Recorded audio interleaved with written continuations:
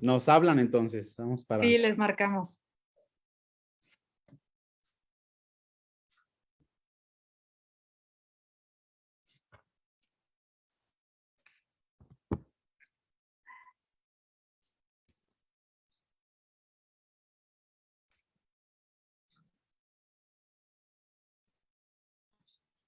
Creo que ya. Pues muy buenas tardes a todos.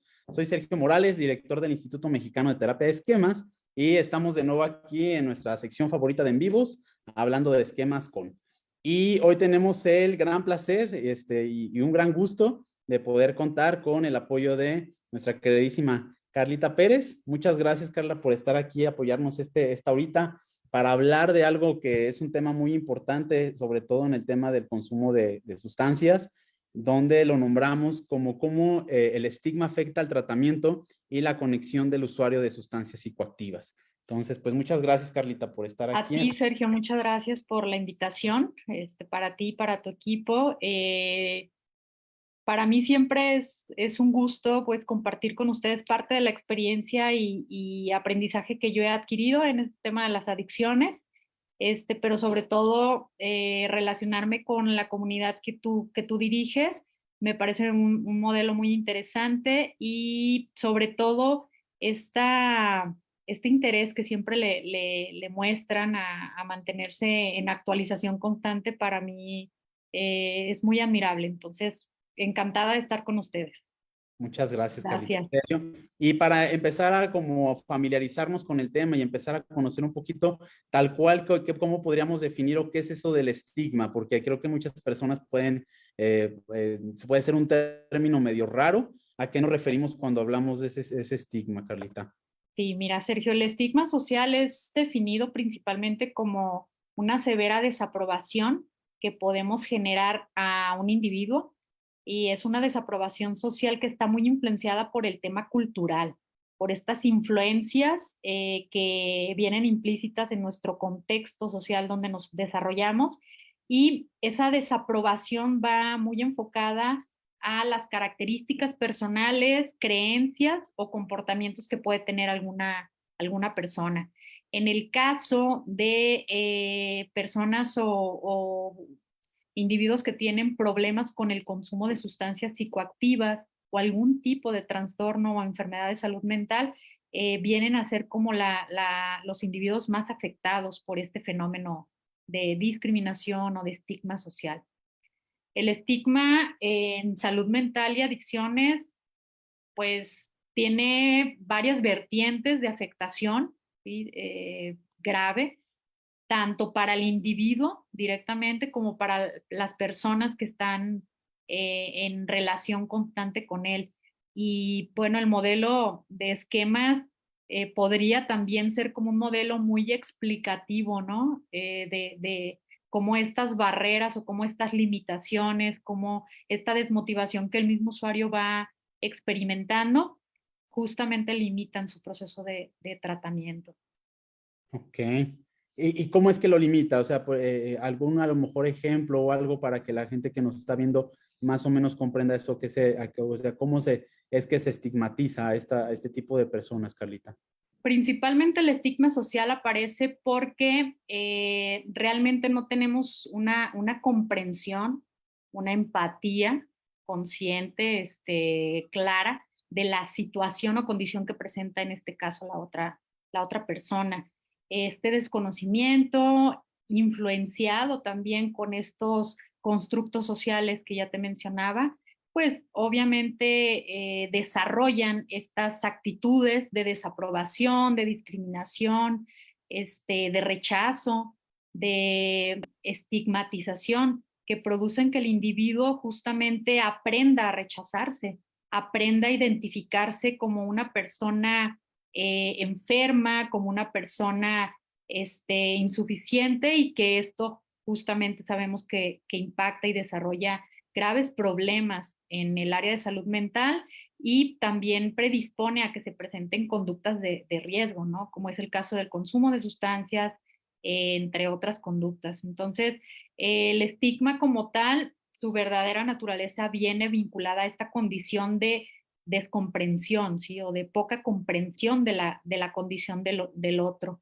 Y bueno, a nivel mundial las estadísticas nos indican que 9 de cada 10 personas que tienen algún problema relacionado con la salud mental, entre ellas los usuarios de sustancias, se han sentido o se sienten afectadas directamente por el estigma que rodea este diagnóstico, ¿no? Esta condición de disminución de su salud. Y esto pues, verdaderamente se refleja en una incapacidad para que el individuo pueda primeramente aceptar o reconocer su condición vulnerable de enfermedad o de malestar. En segundo lugar, afecta directamente para que el individuo tome o asuma la responsabilidad de buscar ayuda, de aceptar la ayuda y por ende de apegarse a un tratamiento, de confiar en un terapeuta, en un especialista para justamente atender esa condición vulnerable que presenta. Entonces, el estigma en serio que es una herida y es una marca muy limitante que lleva a los usuarios o los pacientes a presentar una dificultad para poder atenderse efectivamente en todos los sentidos. Entonces, pues las estadísticas no mienten y sabemos que hoy día, y a raíz de muchas situaciones o condiciones sociales que hemos presentado, pues el aumento de los trastornos o las condiciones de salud mental están prevaleciendo, entre ellas también los trastornos por uso de sustancias. Las personas hoy día somos más vulnerables o estamos en mayor riesgo de presentar este tipo de conductas para disminuir los malestares que nos propicia pues el mismo estrés, ¿no? De la vida, las mismas situaciones que nos tocan enfrentar y con ello, una vez que ya nos identificamos o nos asumimos como que tenemos una conducta problema, el estigma viene como de antemano, viene incluido para limitar justamente este proceso de cambio, este proceso de atención. Los adolescentes en este caso vienen a ser también la población mucho más afectada, mucho más vulnerable a esta condición de ser discriminados, de ser etiquetados por las condiciones que presenta su misma conducta, sus mismas necesidades, por la misma vulnerabilidad, pues que ya han ido generando sus estilos de crianza, sus estilos de vida y bueno, esto justamente va formando, va generando una personalidad pues desorganizada, ¿no? Que finalmente nos lleva a encontrarnos con adolescentes que están en este proceso de crecimiento y de formación de su personalidad con muchas dificultades, ¿sabes? Para definirse, para describirse, mucho más para atenderse.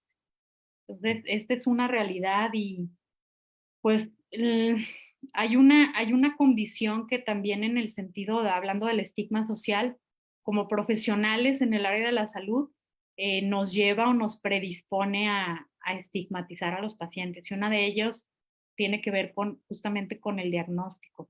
Y ese diagnóstico clínico, que bien sabemos y las normativas nos establecen que es una obligación del profesional de la salud definir ese diagnóstico, un derecho del paciente conocer ese diagnóstico abiertamente, claramente, pero el proceso empático o el proceso de esta vinculación que tendremos que hacer con nuestro paciente o con nuestro usuario para explicarle, para psicoeducarle en ese diagnóstico, es lo que hace la diferencia. Es la actitud o la conducta que como profesional de la salud yo debo llevar a cabo para evitar estigmatizar a mi paciente. Entonces, también los diagnósticos tienen como esta característica o esta predisposición a que el usuario, una vez que conoce ese código, ese diagnóstico, ese nombre que le estamos dando clínicamente, pues comienza a interiorizar este estigma que ya les mencionaba, pues realmente tiene graves problemas, sobre todo por la connotación discriminatoria que propician pensamientos negativos, ¿sí? Tanto para el usuario como para sus familiares, el grupo o los compañeros de trabajo que conocen de este diagnóstico, provocan o producen estos pensamientos negativos acerca de la persona. La comenzamos a identificar como alguien que que tiene menos capacidades, que tiene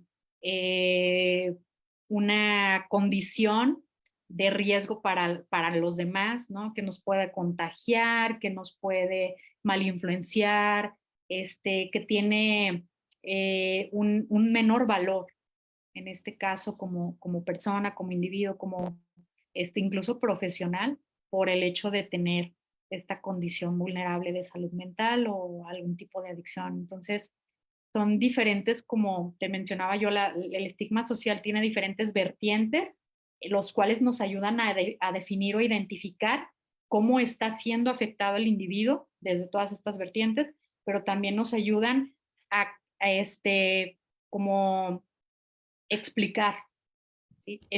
El porqué de las conductas o reacciones que el mismo usuario presenta durante su proceso de atención. Muy interesante. Muy interesante, Carla, como dices, porque finalmente el diagnóstico, como mencionas, creo que es algo que nos tiene que dar información para poder establecer un plan de tratamiento adecuado. Sin embargo, creo que se contamina, como dices, y se termina estigmatizando al paciente, ¿no? Yo frecuentemente veo, ¿no? O sea, llegan las personas y dicen, ¿por qué ven? O le preguntas, ¿por qué vienen? Y un gran porcentaje es pues porque soy un adicto, porque soy un vicioso, ¿no? O también en algún tipo de tratamientos, ¿no? Generalmente de muchos grupos de autoayuda donde tienes que definirte en base a tu diagnóstico, ¿no? Soy alcohólico o soy exalcohólico, ¿no? Como si fuera una relación de pareja, ¿no? Y todo ese, tal cual esas etiquetas y ese estigma, pues produce, para mí yo creo que lo más difícil es que las personas se terminan definiendo como ese diagnóstico, ¿no? Es como, no es que yo tenga un problema, yo soy como si yo fuera el problema, ¿no? Y creo que esa es la dificultad más grande de tener ese estigma, ¿no? Exacto.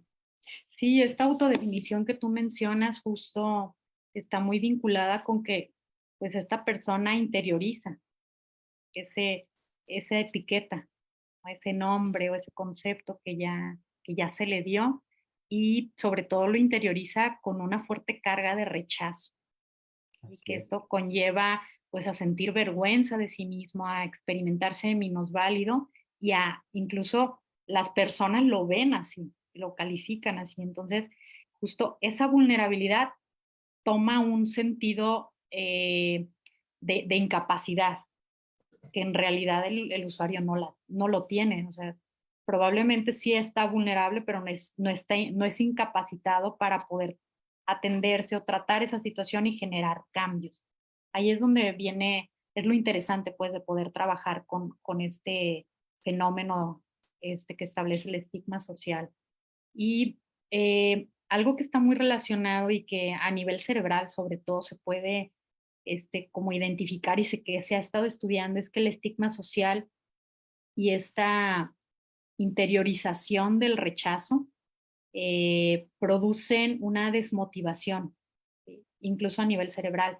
Esta desmotivación también está vinculada a altos niveles de estrés que le produce a esta persona el rechazo y ese estrés pues también está relacionado con la, ¿cómo decirlo? Como si estuviera generando o gestando otro tipo de problemáticas y otro tipo de patologías que van, en el caso de los trastornos por uso de sustancias, generando comorbilidades, ¿sí? Así O es. sea, ya aquí el problema no es en sí tratar el estigma o modificar el estigma, sino es atender los signos, síntomas que presenta este usuario vinculados a su conducta de riesgo, ¿sí? En el caso de los usuarios de sustancias, a su patrón de consumo, a su creencia vinculada al consumo, a sus antecedentes que influencian para que se generen el consumo, pero también hay que atender ya otras patologías como ansiedad, como depresión, como otro tipo de trastornos que se presentan a la par justamente por esto que tú mencionas, ¿no? Hasta dónde eso que creemos, ¿sí? Primero quizá nos dicen que somos, lo creemos y ahora lo actuamos. Y eso Sí, justamente es efecto negativo y programativo, podríamos decir, tiene el estigma social. así es. Y también yo he investigado un poquito, Carla, ahorita esto que mencionas se me hace muy valioso porque de repente en la evolución de los tratamientos, ¿no? Como en los modelos se menciona, ¿no? El modelo médico tal cual, el percibir a una adicción o un consumo de sustancias o un abuso de sustancias psicoactivas, lo terminan como tal cual, como etiquetando a la persona como si fuera tal cual un vicioso, un adicto, más aparte el otro diagnóstico, como dice, si tiene depresión, ansiedad. Creo que el problema es la malinformación, porque a veces el diagnóstico también solamente se da como una cachetada y no se termina explicando, como dices, la importancia de psicoeducar, de explicar el padecimiento de la persona para que no vaya a buscar en internet y vaya a encontrar cosas terroríficas que dupliquen ese estigma, ¿no? Además de adicto, depresivo y además, porque llegan muchas personas de repente y mencionan, es que a mí me dijeron que tengo depresión, ansiedad, bipolaridad y una serie de etiquetas que a veces ni siquiera están catalogadas en nuestra clasificación de enfermedades, ¿no? Mentales y que terminan comprando, ¿no? En neurótico, términos que ya ni siquiera se utilizan en la parte diagnóstica, ¿no? Entonces, qué duro para la persona porque voy a vivir rechazado y va a ser parte como de mi vida. Exacto. Sí, en este ejercicio vale la pena también asumir, como lo mencionas, hasta dónde nosotros como tratantes, como profesionales de la salud, también influimos directamente para que esta estigmatización, que me gustaría que platicáramos un poquito de los tres tipos que se han Sí, identificado a lo largo de las investigaciones que se han hecho sobre los tres tipos de estigma, ¿sí? En donde justo se incluye el estigma institucional, en donde vendría descrita esta parte que tú mencionas, ¿no? Hasta donde el sistema de salud o el sistema de políticas que están dirigidas para atender este tipo de situaciones directamente en la población, ya sea en organizaciones gubernamentales o privadas, que intencional o involuntariamente limitan estas oportunidades de atención, predisponen las etiquetas negativas o los estigmas, la discriminación en la atención del usuario y entonces pues ahí estamos ya infringiendo, ¿no? En este tipo de estigma.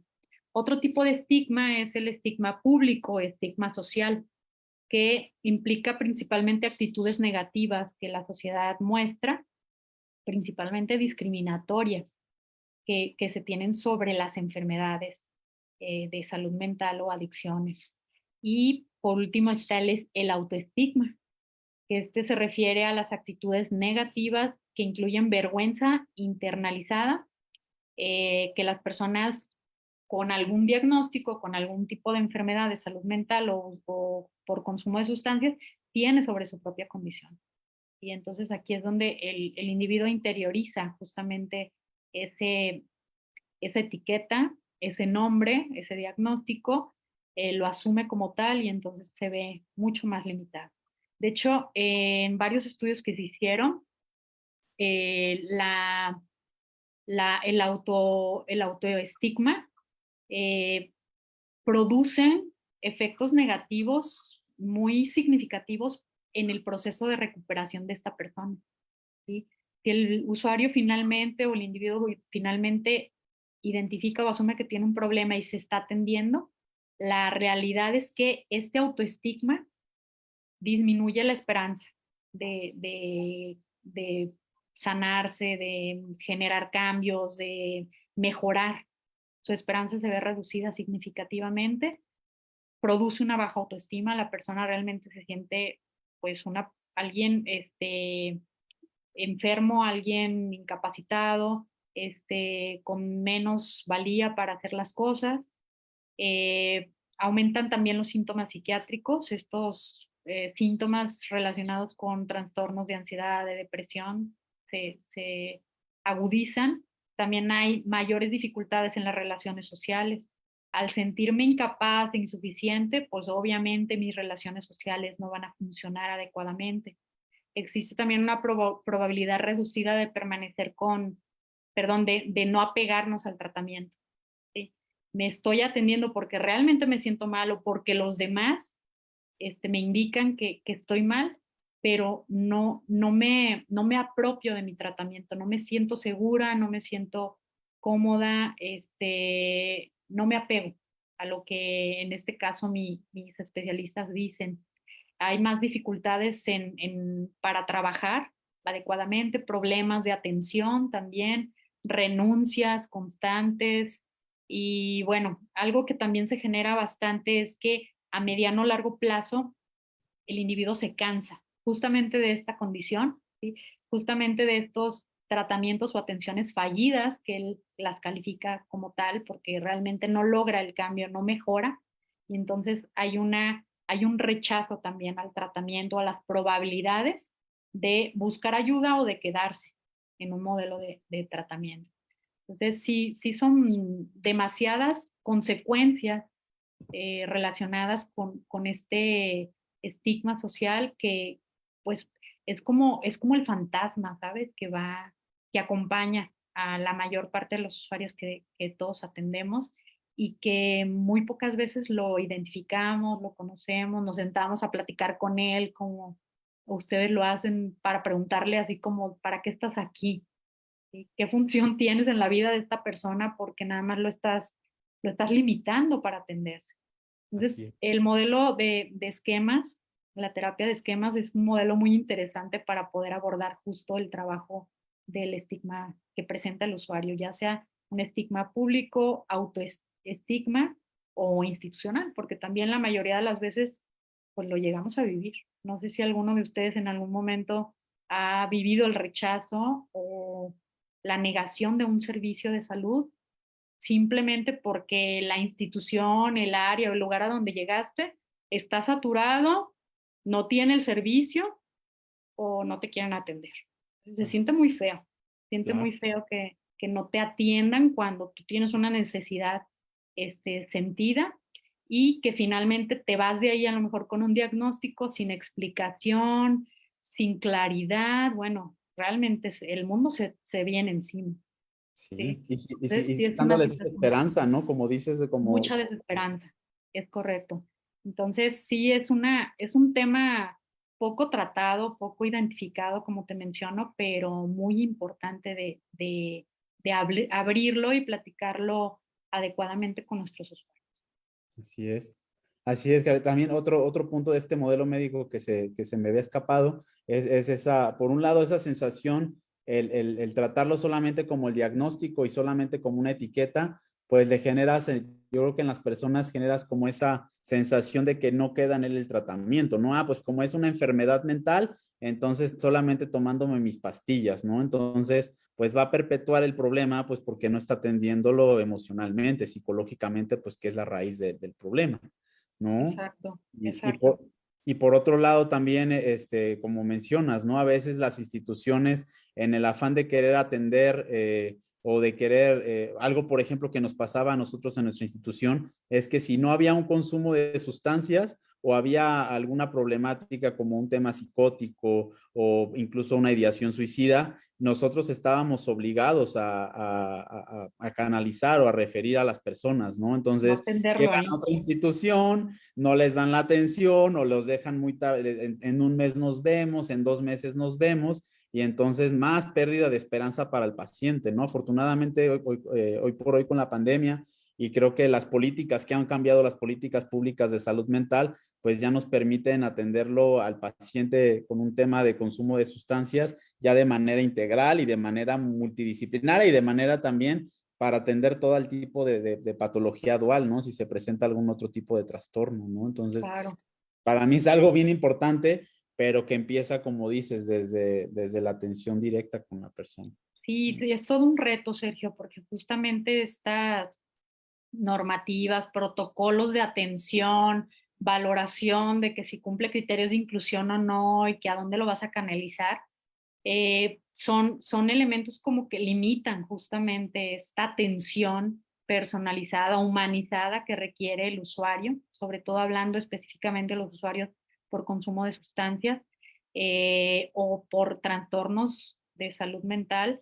Eh, Todos sabemos que son usuarios especiales, ¿sí? Que tienen necesidades muy específicas y que esta hipersensibilidad que ellos ya traen de por sí de su situación los vuelve más vulnerables a que todos estos esquemas, a que todos estos modos se activen constantemente y que se hagan presentes en ese proceso de búsqueda de ayuda. Pero justo estas modificaciones que se están estableciendo a las políticas públicas, las pautas recientes en donde nos hablan de que hay que basarnos siempre en el respeto y el cumplimiento de los derechos humanos, ¿sí? A tratar con dignidad a este paciente, el ser inclusivos, el evitar o excluir un lenguaje violento, sexista, todas estas pautas que todo el tiempo estamos escuchando en estos procesos de actualización que vamos teniendo en el área de salud, pues realmente son el reflejo de avances muy importantes y que están muy encaminados justamente a disminuir el estigma que vive el paciente o el usuario de este tipo de situaciones, atender el estigma cuando ya está presente y también modificar estos modelos de atención, ¿sí? Estos modelos clínicos, médicos, diagnósticos a los que pues durante muchos años estuvieron o estuvimos muy vinculados y que tuvieron su tiempo de efectividad, ¿no? Gracias a ellos, pues las ciencias exactas, la psicología, se llevan de la mano completamente y se vinculan también con otras ciencias, pero bueno, no tendríamos que dejar de un lado que realmente la atención o el servicio es para una persona. Y entonces todos estos elementos se promueven a través de los modelos de atención humana, ¿sí? Biopsicosocial, tienen ese objetivo, pero finalmente sí es un reto para todos los que estamos vinculados con este tipo de atención.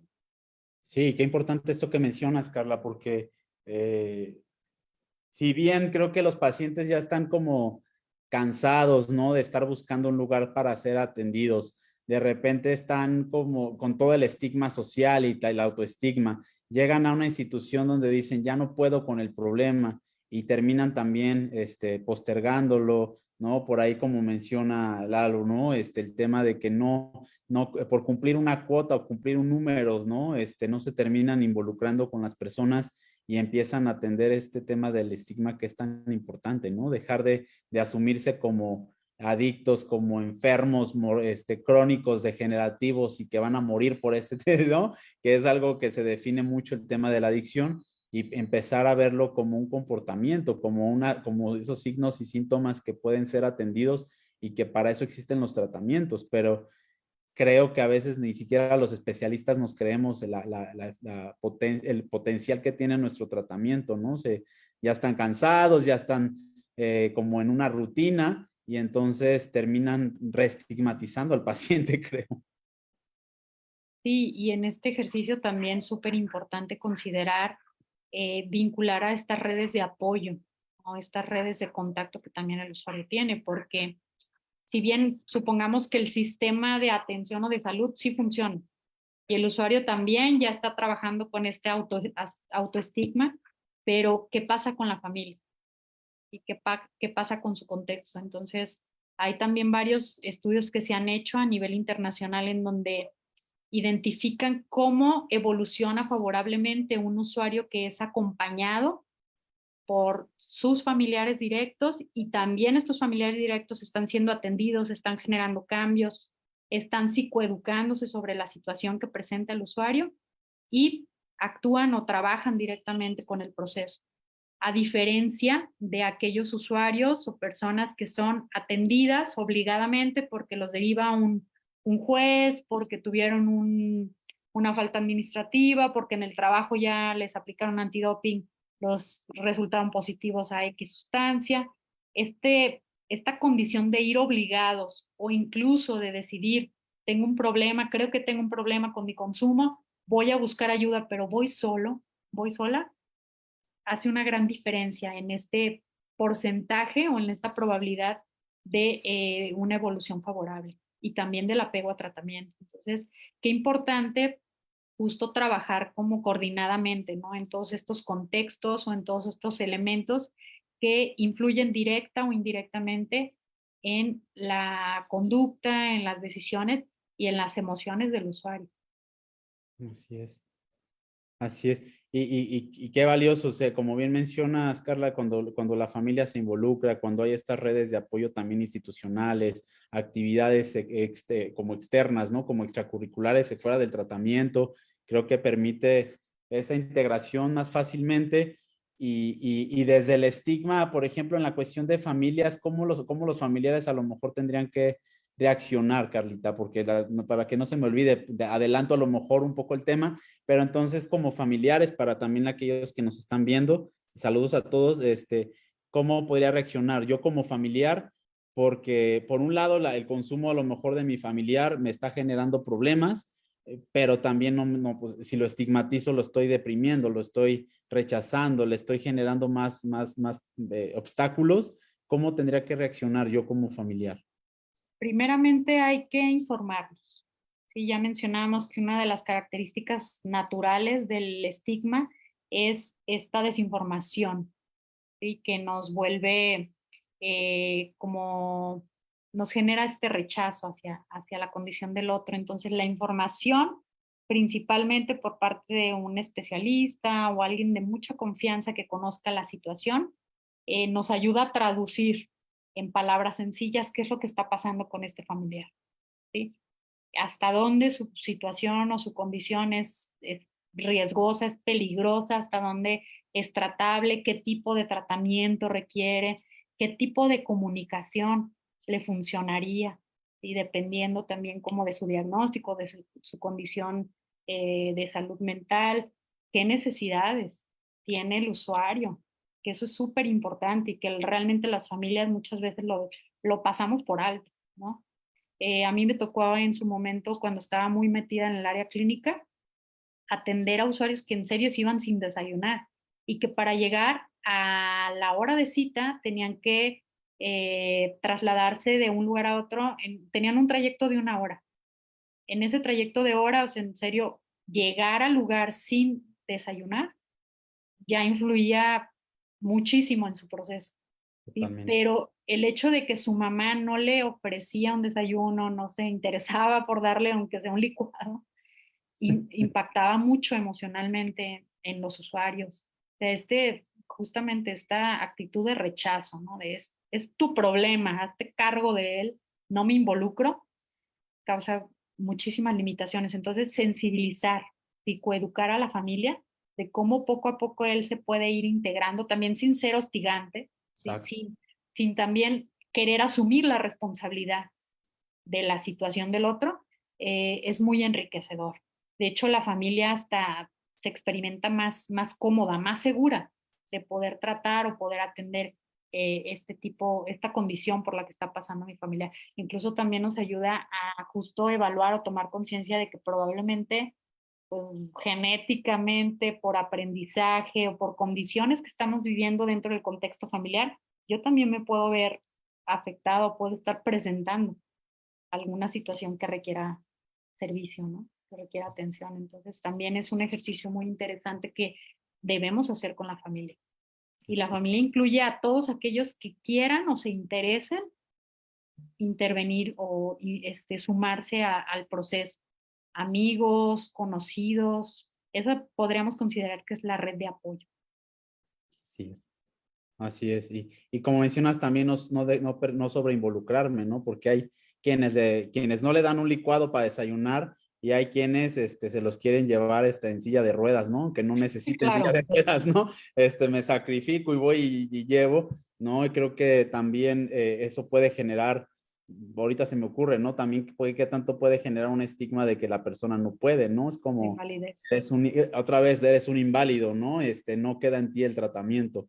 Así es. Entonces, la mejor opción es finalmente, pues, como recomendamos, si hay algo que nosotros siempre tratamos de fomentar, que la familia se involucre, ¿no? Y qué interesante este otro punto de vista, como dice Carlita, tal que tanto los amigos o que tantas personas cercanas también pueden involucrarse, porque también a veces, pues la familia, como bien mencionas, hay familias que ni siquiera el desayuno o tus necesidades me importan, entonces que no solo la familia puede ser esa red de apoyo, creo que es muy valioso. Así es. Sí, una forma justo de conocer muy claramente el estigma es a través del cine. Hay varias películas que nos pueden eh, permitir observar y sentir cómo vive la persona un estigma social y cómo este estigma en su evolución afecta directamente su desarrollo, ¿sí? Su integración a la sociedad. Entonces, también dependiendo de la etapa de vida en la que se encuentra el individuo, es el daño, es el impacto que se va a generar.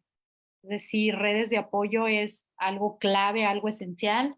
Como les mencionaba, la psicoeducación o la educación para la salud, que es lo que promueven ahora sí que los organismos a nivel internacional que hablan de las políticas públicas en salud mental y adicciones que son efectivas.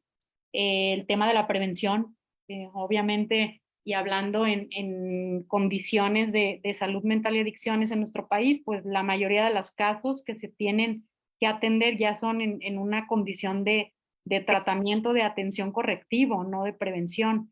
Pero si le apostamos a la prevención, si trabajamos en la prevención, probablemente en un corto plazo podríamos encontrarnos con otra realidad, ¿no? Donde la psicoeducación realmente sea como el elemento más importante, más impactante de un tratamiento. Okay. De una atención. Y tú, Carlita, eso es curiosidad también mía. Tú que has visto, por ejemplo, en la rama, en toda el área de prevención, qué actividades pues han sido o han demostrado buenos resultados, ¿no? Porque también creo una frustración de muchos colegas y que creo que por eso no le invertimos a la prevención. Siempre pensamos que el tratamiento es la solución, es porque la prevención es como pues una probabilidad, ¿no? O sea, vas a reducir la probabilidad de que la persona consuma, más no vas a asegurar que la persona no consuma. ¿Qué prácticas funcionan? O sea, la psicoeducación a nivel individual, a nivel grupal, a nivel comunidad, a nivel medios de comunicación masiva o esto que se hace, por ejemplo, en mi institución y en varias, las pláticas informativas, talleres. ¿Qué cosas se han encontrado en las políticas Pues públicas? Eso como curiosidad. principalmente, Sergio, para poder establecer estrategias de prevención efectivas, tendremos que conocer o estudiar al tipo de población a la que iría dirigida esta estrategia, ¿no? Uno de los elementos esenciales que establecen las políticas públicas es que tiene que ser una prevención diferenciada, ¿sí? Por grupo etario, por edad, por justo etapa de desarrollo en la que se encuentra, por intereses, por necesidades, por condiciones. Entonces, hay como muchos elementos que analizar o que estudiar previo a poder lanzar o poder desarrollar un proceso, una campaña preventiva. Los medios o los recursos que se utilizan para la prevención, creo que generan el impacto, por ejemplo, informativo, siempre y cuando llegue hasta la persona que tú te planteaste como objetivo, pero la diferencia es que si esta información llega, no sé, a través de las redes sociales, a través de los medios de comunicación, de la radio, el periódico, etcétera, pero el impacto que genera a nivel individual es lo que las políticas públicas evalúan. ¿Qué tanto te sensibilizó? ¿Qué tanto te informó? ¿O qué tanta curiosidad te generó para presentar o para buscar esa conducta? Y entonces, en el tema de prevención, que es toda una ciencia muy interesante, debemos entender que existen tres tipos de prevención, en donde nosotros creíamos que la prevención era solo esos mensajes de radio, esas campañas, ¿no? Con espectaculares que veíamos en las calles y que con eso el gobierno ya estaba haciendo prevención o las autoridades estaban haciendo prevención. Ese es un tipo, ¿sí? Y es un tipo que incluso se ha estado analizando bastante y para la población vulnerable, que son los niños y los adolescentes, no funciona, ¿sí? Todas estas campañas de difusión con mensajes punitivos, que si te drogas te mueres, y te vas a dañar y se te van a manchar los dientes. Las políticas públicas evaluadas a nivel mundial evidencian que no funcionan. Con el adolescente y el niño hay que buscar otros elementos más formativos que nos ayuden a potencializar sus factores de protección, ¿sabes? Como todos estos talentos y estos intereses que el individuo, que los niños sí tienen, potencializarlo para que más bien se dirija su atención hacia eso, más que a las conductas o a las situaciones de riesgo, que era lo que se hacía contrariamente. Las campañas preventivas a nivel universal eran así, ¿sí? Folletos o trípticos donde hablaban de los riesgos, los daños, las consecuencias y bueno, se ha evidenciado que eso no funciona. Con ellos funciona más hablarle de cómo, qué es la tristeza, ¿no? ¿Cómo se siente la tristeza? Tú, ¿cómo la experimentas? ¿Cómo la expresas? Ah, eso está muy bien. ¿Sí? Sentir tristeza es normal, es psicoeducarlos justamente. En el caso de los adultos, la prevención con información mucho más formal, con estadísticas, con imágenes, sí impacta, sí genera este efecto preventivo, pero tiene que ser bajo los medios o recursos en donde esta persona realmente se dedica como a formarse o a informarse en este caso. Por ejemplo, esta página que tú manejas, esta red social en donde todo está relacionado con elementos formativos, actualizaciones, análisis de temas novedosos. Esto es formativo, entonces sabemos que tu población objetivo, que en la mayoría son adultos, saben a dónde acudir o saben dónde dirigir su atención y su interés para poder formarse o poder actualizarse. Entonces, la prevención es, insisto, como toda una ciencia que se tiene que analizar cómo, dónde, cuándo y de qué forma se tiene que implementar.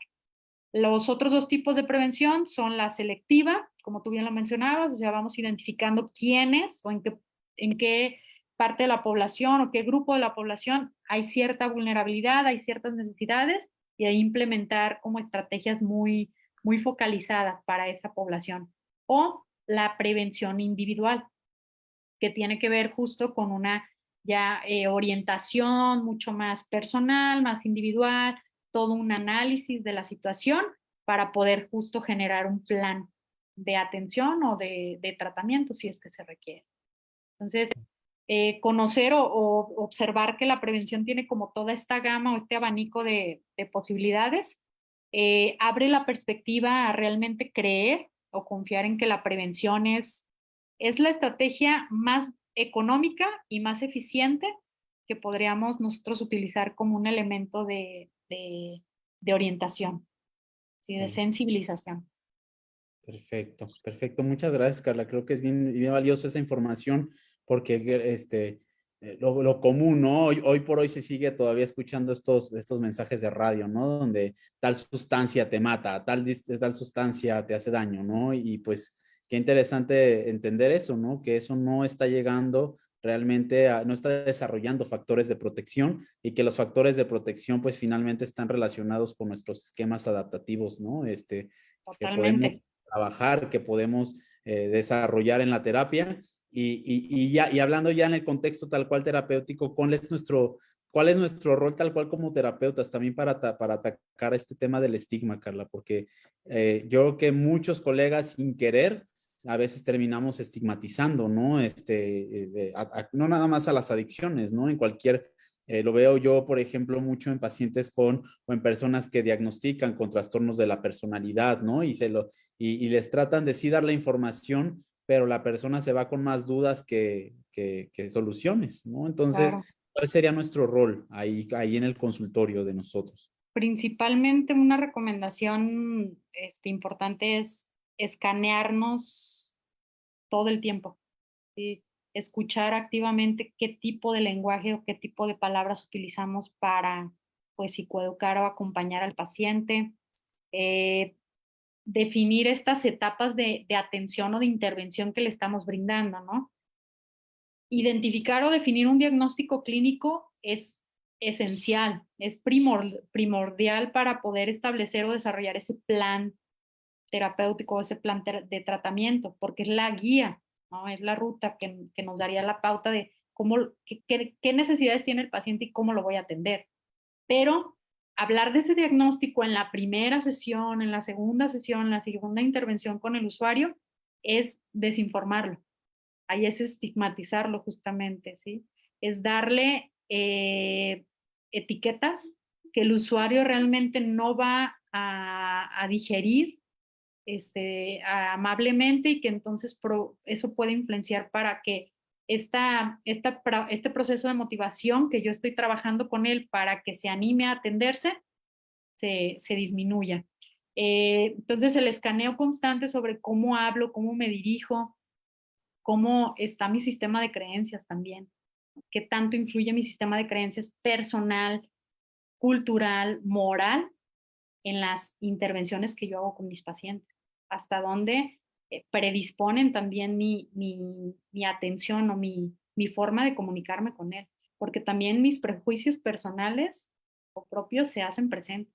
Entonces, cuando los Claro. identifique, ahí mismo hay que actuar conscientemente y decir, oye, estigmaticé a mi paciente y hay que abordarlo, hay que atender eso para que no se vuelva a presentar. Entonces, sí es un ejercicio de mucha conciencia, muy activo. Qué Y la importante. psicoeducación, principalmente la psicoeducación, que es esta información basada en este análisis, esta valoración que le haces al paciente, pero también en este análisis y esta valoración que te haces a ti mismo como profesional de la salud, o sea, hasta dónde está mi alcance, hasta dónde me toca, hasta dónde puedo y dónde ya no. No Así es. querer también como abarcar todo porque pues eso también es un riesgo, ¿no? Y es una irresponsabilidad de alguna. Así es. Así es. Qué importante toda esta información, Carlita, en serio, porque eh, tal vez los que estamos ya muy familiarizados con el tema de adicciones podemos tener una perspectiva un poco diferente, pero aquellos profesionales que no tienen tanto contacto, en serio, yo he escuchado muchas veces y digo, es que, como bien mencionas, si no monitoreas lo que dices o no estás consciente de lo que estás diciendo, puedes caer en una estigmatización donde la persona se puede sentir otra vez volviendo, ¿no? Sin esperanza, sin solución, ¿no? Es como, ay, es que tú consumes tal sustancia, ese problema yo no lo puedo atender, te voy a canalizar, ¿no? Ay, es que yo no conozco sobre el tema, yo no conozco esas drogas, entonces te voy a canalizar. Y creo que un gran también, una recomendación que ahorita de lo que mencionas, Carlita, que yo diría para todos nosotros, pues sí es informarnos del tema de drogas, ¿no? En general, de las sustancias psicoactivas, tenemos que tener información actualizada, información importante, más allá de solamente ver daños y riesgos, daños y riesgos, daños y riesgos, ¿no? Porque creo que es lo más fácil, ¿no? De decirle, no, es que ya no te drogues porque eso te hace daño y te va a matar y te mata neuronas. Y entonces la persona casi, casi es como, pues ya sé, o sea, eso ya me lo, cuéntame algo que no supiera, ¿no? Porque creo que Claro. las personas usuarias de sustancias, pues saben que va a generar un daño, saben que va a haber consecuencias, mejor justo o promover tal vez habilidades o esquemas adaptativos que puedan ayudar, como dices, a prevenir. Es correcto. Y esta formación, ¿no? Esta actualización permanente en la cual estamos obligados, que realmente en el tema de adicciones hay como mucha información o mucha capacitación a la mano o accesible para todos a través del ISUP, a través de Plan Colombo, también hay como varios modelos de formación que se desarrollaron y que están disponibles para todas aquellas personas que se interesen por estos temas, por esta área. Entonces, Así por la es, invitación, ¿no? A seguirnos formando. así es.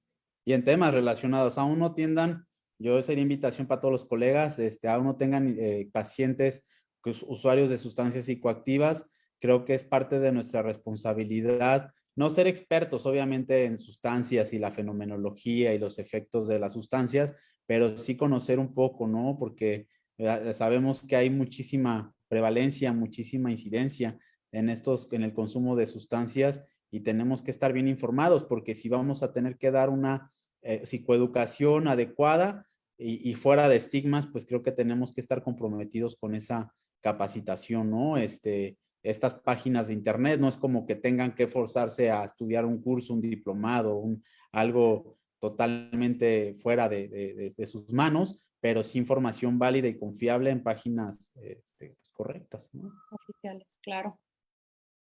Muy Así bien, es, Carlos. Sergio, pues la invitación para todos. Si en algo yo les puedo apoyar con referencias, con investigaciones e incluso con accesos a algún tipo de capacitación, con muchísimo gusto te paso como los contactos y para que los puedas compartir con tu comunidad. Claro, claro que sí, Carlita. Y también para aquellas personas que estén interesadas también en acudir contigo, ya sea un proceso terapéutico o para también algún tipo de referencia por estar en esta área tan, con tanta red de apoyo. No sé qué datos de contacto pudiéramos apoyar aquí a los que nos están viendo, para que puedan contactarte, Carlita. Yo generalmente les digo que si dan el celular, pues se arriesgan a que lleguen muchos mensajes, pero como ustedes me digan, yo prefiero que tú me digas cómo te pueden contactar. Pues Sea correo electrónico. puede ser vía WhatsApp. Realmente ¿Mm? yo soy poco tecnología, entonces puede ser vía WhatsApp. Créanme que si llegan muchos mensajes, pues voy a tratar de contestarlos y de ver la viabilidad de poderles dar la atención si es lo que requieren.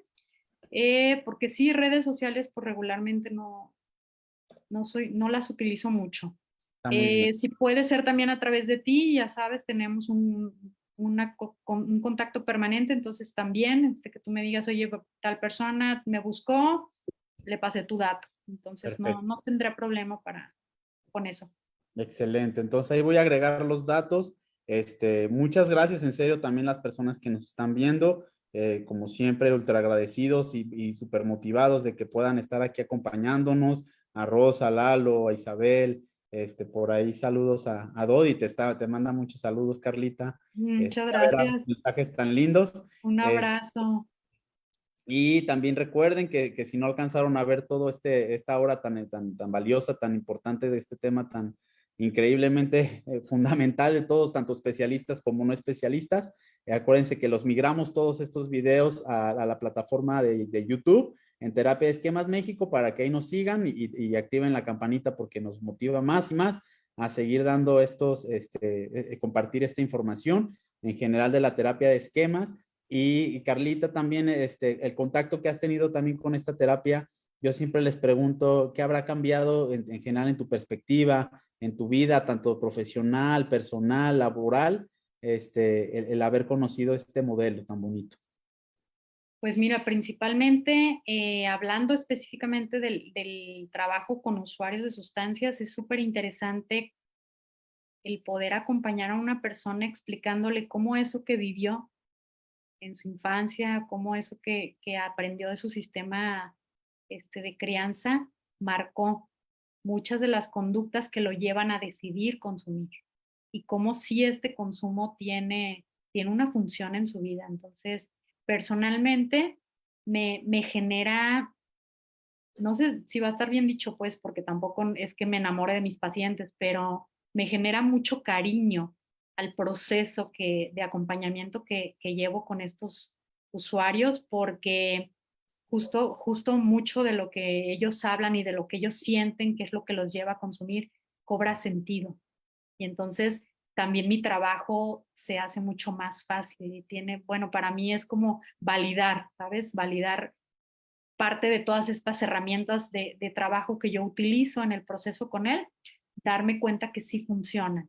Entonces, la terapia de esquemas a mí me ha ayudado justo a llevar o a hacer sentir a mis usuarios que sí están acompañados. Y bueno, personalmente me ha llevado a echarme un clavado, ¿sabes? A mi vida personal, a mis propias situaciones, las cuales también en algunos momentos siguen limitándome y llevándome a la reflexión, pues, de que es importante que yo me atienda para poder acompañar a otros. Si no, definitivamente, pues es imposible o es como un ejercicio muy hipócrita. Entonces, si la terapia de esquemas te obliga a atenderte, a estar bien, a ser congruente, y a mí me ha cambiado justo en ese sentido, o sea, me gusta mucho mi trabajo como psicóloga, como terapeuta, pero dar terapia sin herramientas y sin que justo estas herramientas que conoces en lo teórico no las hayas aplicado en tu vida, a mí me parece como un poco de charlatanería. Entonces, estamos obligados Totalmente. a trabajarlo, ¿no? Y muy humana me parece también el modelo. Entonces, yo no me he certificado, lo confieso, pero en varias participaciones, en varias oportunidades que he tenido de formarme con ustedes, quedo pero extasiada de todo lo que ustedes pueden atender con el modelo de esquema. Entonces, Gracias. muy interesante, muy agradecida también por esta invitación y por vincularme justo con tu comunidad. Yo soy Muchas más neurocientífica, pero y epidemiológica, pero siempre este modelo es muy interesante conocerlo y utilizarlo. Muchísimas gracias, Carla. Qué bonitas palabras y gracias en serio por compartirnos esta información, porque no está a la mano, ¿no? Y la gente, creo que hay muy poca información sobre sobre el estigma, sobre la estigmatización de nuestros pacientes, este estigma social, este autoestigma que mencionas tan importante y que puede pasar desapercibido y que pensamos que el tratamiento no está funcionando o los usuarios piensan que no está funcionando, pero porque es esa sombra del mugroso estigma que está atrás de nosotros, ¿no? En serio, Así es. qué valioso tema y te agradezco de corazón habernos compartido esta hora. Te mando un gran abrazo hasta allá y Gracias. cualquier cosita aquí estamos, en serio, gracias también a todas las personas que estuvieron aquí acompañándonos y repito, en serio, Carlita, muchas gracias por esta hora tan valiosa y tan bonita de aprender tanto, porque sí, me llevo, siempre que generalmente de los en vivos me llevo muchas reflexiones y cuando terminas como, quiero hablar, pero bueno, digo, ya habrá otros momentos porque hay tantos temas, como decías, lo de prevención, que también es un tema fundamental, que esperemos que haya muchos espacios más. En ya es más de un año, pero apenas estábamos viendo, justo con tu participación, que llevamos ya más de un año haciendo estos en vivos con mucho cariño y gracias a toda la comunidad también por seguirnos y estarnos ahí apoyando tanto en YouTube como en estas redes sociales. En serio, un gran abrazo para todos y de nuevo, Carlita, gracias infinitamente. Gracias. Felicidades a ti, a tu equipo y saben que se les quiere muchísimo. Entonces es un placer poder colaborar Igualmente. con ustedes. Un Un abrazo para abrazo muy todos. grande. ¿Ya? Igualmente, linda tarde para todos y seguimos en contacto. Claro que sí. Muchísimas gracias a todos. Entonces nos vemos la próxima semana para hablando de esquemas con. Un gran abrazo de nuevo a todos y pasen bonita semana. Chao.